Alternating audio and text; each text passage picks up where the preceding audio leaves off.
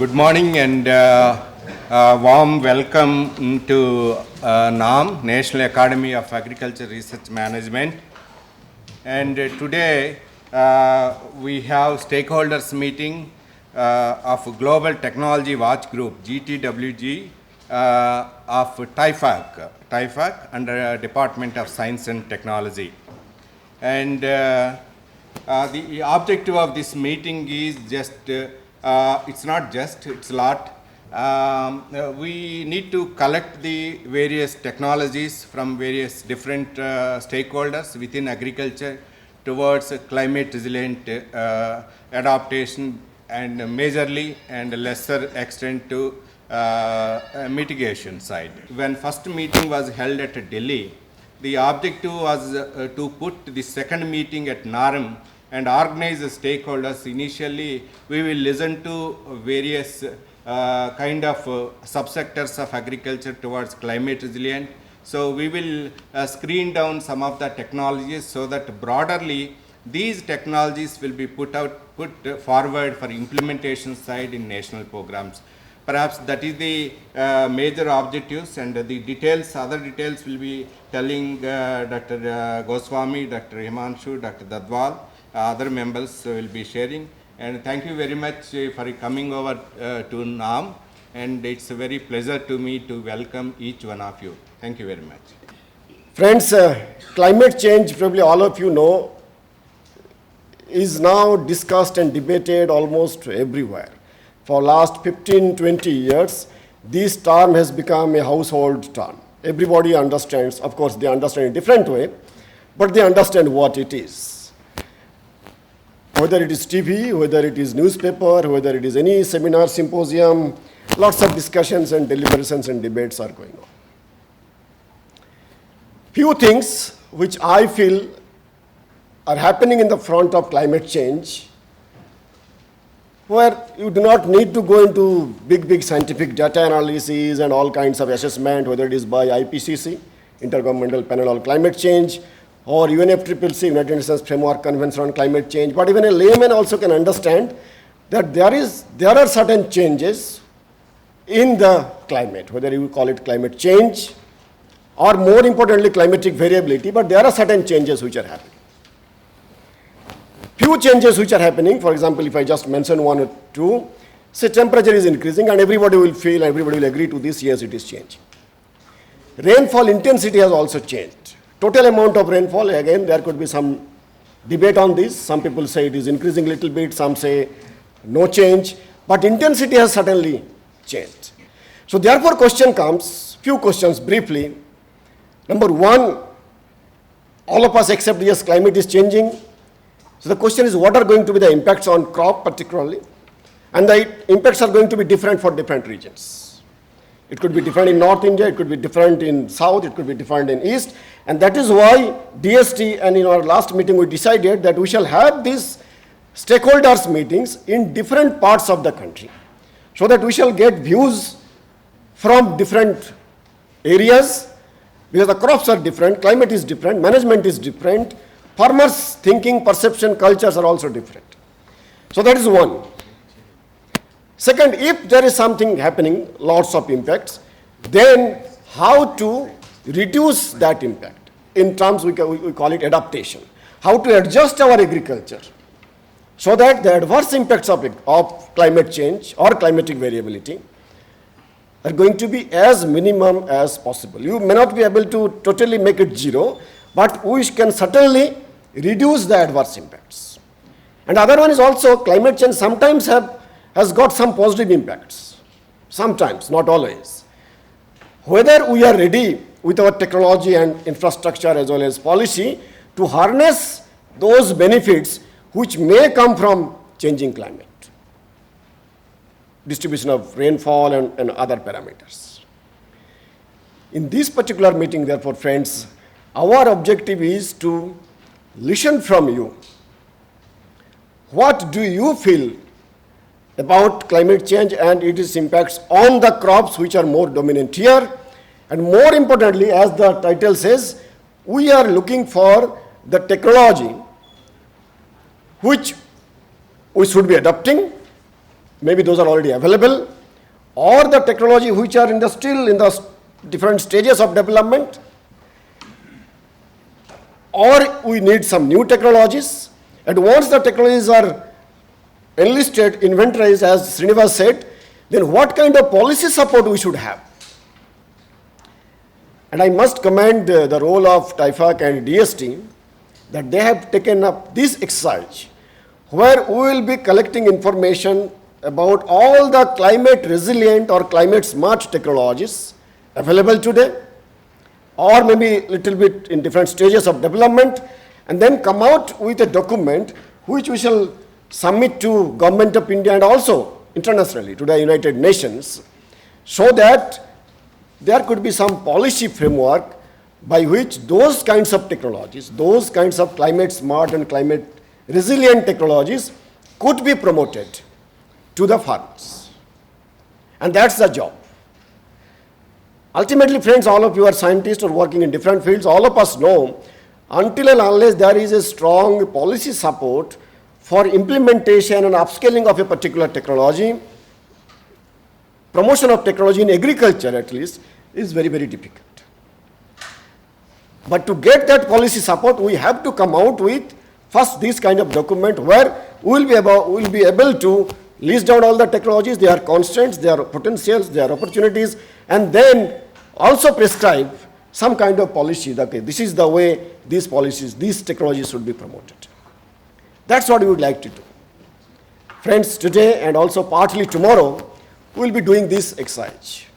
But I can see many of our friends who are working on climate change for last many, many years, and probably they have already developed some kinds of technologies, maybe also trying to promote them. So our request to all of you here will be to please give us those suggestions. Today and also tomorrow we will be here, so that we will be able to compile all these informations and then come out with a document which will be policy relevant. We are not going to formulate a policy, but we can certainly develop a policy, a document which could be policy relevant, and we will be able to request the government, India, national as well as international, to give some kind of support so that we will be able to promote or upscale those technologies. Here, friends, of course, many times, from some corners, some voice comes and they say climate change is not reality, something like that. But let us accept one fact: climate change is reality. It's not that I am standing here and I am saying it. If you take the views of all the reputed scientists of the world, around 95% of the scientists will agree, yes, it is a reality, it is not a hoax, it is a reality. Of course, there will be always some kind of people who would not agree to this one. And it's also a fact that country like ours, India, and Indian agriculture in particular, is going to be very badly affected because of these changes or variabilities in the climate. And therefore, we certainly need to do something about it. And probably the best solution is to come out with some good technology. Technology can really overcome several of the problems. And the job which has been given to all of us by TIFAC and DST, let us try to do it as effectively as we can do. And I'm sure Dr. Goswami and his team will be able to take this forward to the policymakers, and we will be able to contribute in a substantial way for climate resilient agriculture or climate smart agriculture. Whatever term you want, you can give, but our ultimate objective is to make an agriculture which will be less affected by the changing climate, which will be more tolerant or resilient to the adverse impacts of climate change, and at the same time we will be able to harvest certain positive aspects of climate change. Thank you, Dr. Gautam Goswami, for putting us all together. Dear colleagues, I am a plant physiologist, crop physiologist by training, but at least past 34 years, I have been doing space technology. So I will give you a slightly different perspective of what we need to do. Space technology is nothing but an observation technology. Now, observation technology, which encompasses all the spans of time and space. So what it means is you could actually view a field almost every day, and you could do it weekly, monthly, many years. At least the continuous satellite data is available up to 45 years as of now. As far as space is concerned, the best spatial resolution of course now are sub-meter, but 20 to 30 meter every day or alternate day is now a reality, is actually available. So out there, more data is collected per day than actually it is seen by any scientific technology or any community. This data allows us to identify crop. It also identifies us to see the phenology and then infer various parameter. It also helps us to do processes estimation, including evapotranspiration and photosynthesis.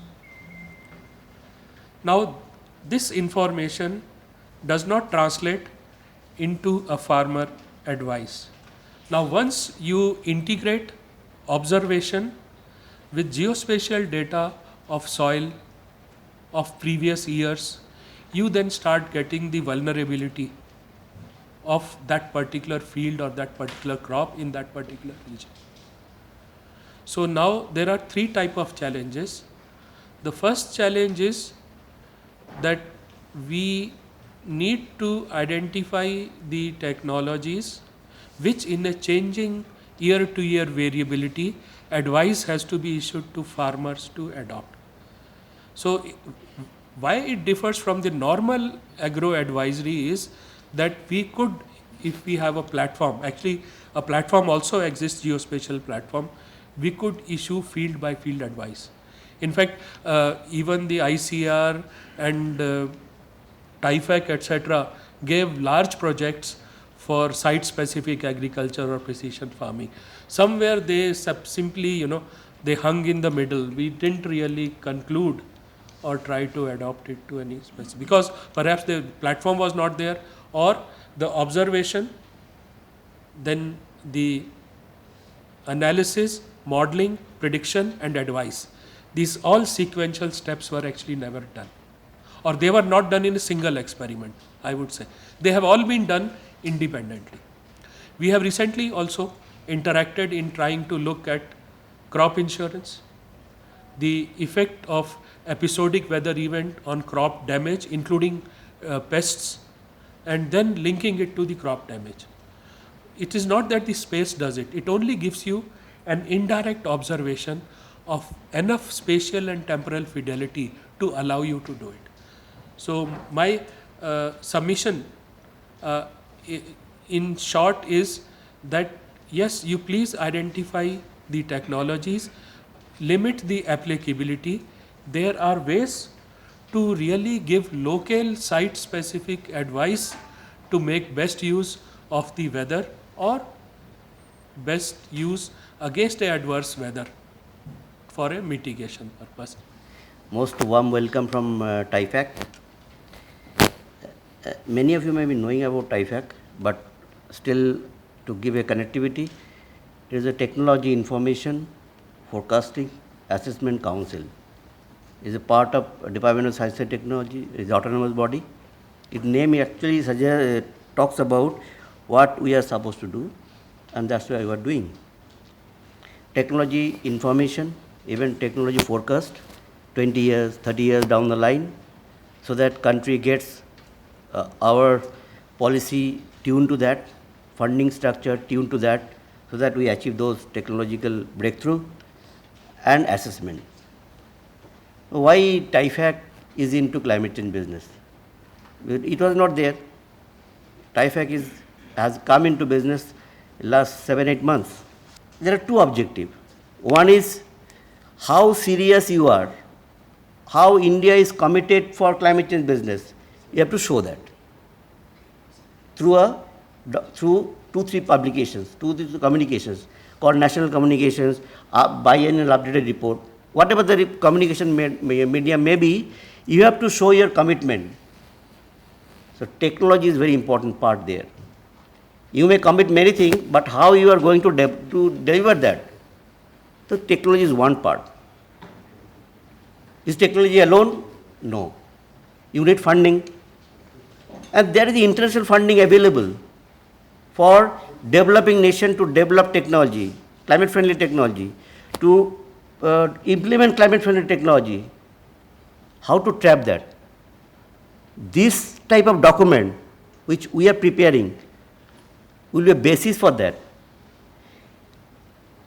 Dr. Himanshu Pathak clearly mentioned about the deliverables of the document, but I want to add one more point in there. This is the project, we call it Global Technology Watch Group. So technology which we are scouting today, or maybe within 3-4 months, the technology is available globally. Now, beauty of this project is how to filter those technology for India specific requirement. Many technologies may be relevant for India, still India has not adopted. Either fund problem, either policy issues. Can we plug those problems in this document? Can we project that, yes, we can tell international forum, yes, India is committed, India will deliver these technologies, but we need X amount of fund. Can Green Climate Fund project that? Give us. Can JAPE funding give us funding? So that is another component dimension of this document. So that also will try to, difficult as well. It's very difficult to price technology. It is, a lot of components are there in that system. So that is also another dimension which we will bring in this document. And the third point is, which is also very important, because in the either a global technology watch group or technology needs assessment, it has to be mapped with countries' resources, physical resources, intellectual resources. We can bring in many technologies, whether our system will be able to absorb that. So capacity building is another component which is a great promise for such a document to deliver. So one is technology, which is suitable for India. Second is funding, how much funding is required. Third is capacity building needs. If we can figure out, okay, to deliver those technologies a larger forum, we need capacity in these fields. That will also help us in this whole projects. TIFAC being a networking organization has a lot of experience in putting 1,000 people's mind together and compile them, bring it in a deliverable form. That will help us in delivering the document. And I am very much confident, specifically for agriculture, we are discussing today with Himanshu, the kind of leadership we got this project, Himanshu Pathak.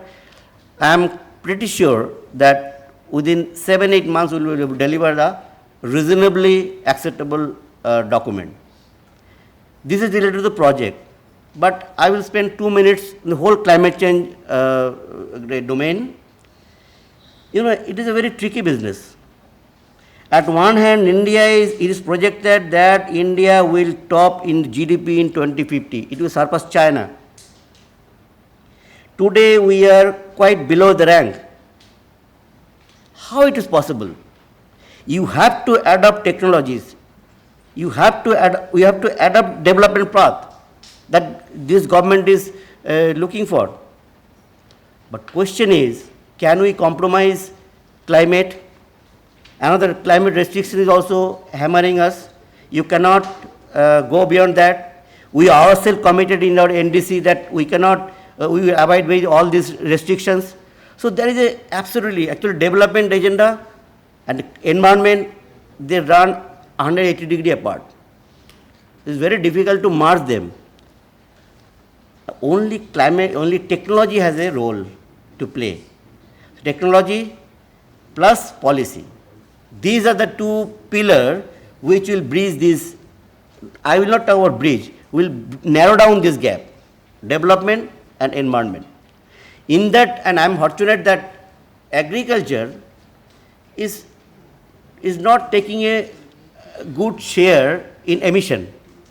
But problem in the agriculture, problem in the climate, will impact a large mass of people. That's why agriculture is very important. And Himanshu mentioned very rightly in the first meeting, adoption is an issue, adaptation is the issue. Mitigation may not be the right perspective for agriculture because only some limited part is responsible for it. But adaptation issue is very important for agriculture. So climate resilient technologies is a nutshell of this whole business for agriculture perspective.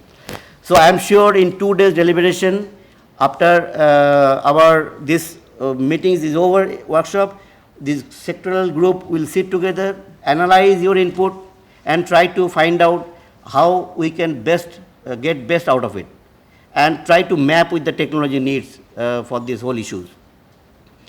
And I believe that with all of your cooperation, and cooperation starts today, because in the probably in attendance sheet you have mentioned your contact number. So we will analyze your input. Many of you may be again invited or maybe contacted to deliver it in further. That's why the process goes on. That's why you involve people at a large scale. There is a process. So I thank you very much for joining here, and I'm sure each one of you contribute mentally. Give your thought process. You are contributing for the country for next 20 years. That is the philosophy. If you can inculcate yourself, then you, whatever the input will be asked for, you put it with your brain. Thank you very much. Dr.